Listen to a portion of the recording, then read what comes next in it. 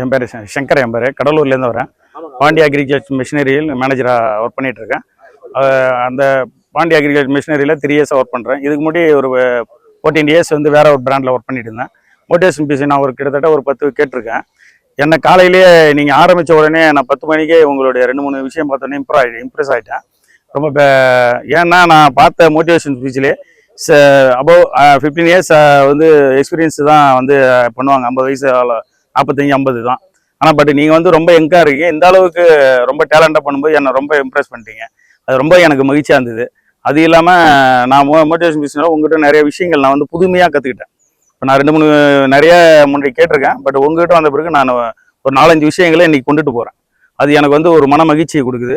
ரொம்ப சந்தோஷமாகவும் இருக்குது. ஏன்னா குபோட்டாவில் எப்பயுமே மீட்டிங் வைப்பாங்க, ஏதோ ஒரு மீட்டிங் வைப்பாங்க, 2 நாள் வைப்பாங்க, என்னடா வைக்க போகிறாங்கன்னு வந்தோம்.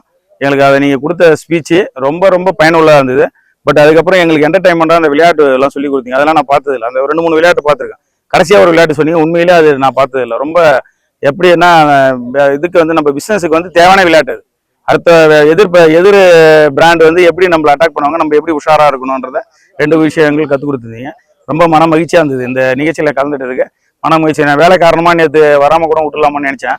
ஆனால் வராமல் விட்டுருந்தேன்னா இதை நான் மிஸ் பண்ணியிருப்பேன் என் லைஃப்பில். அதனால் எனக்கு மறக்க முடியாத நாளாக இது இருக்குதுன்றத ரொம்ப சந்தோஷப்பட்டிருக்கேன் சார். தேங்க்யூ.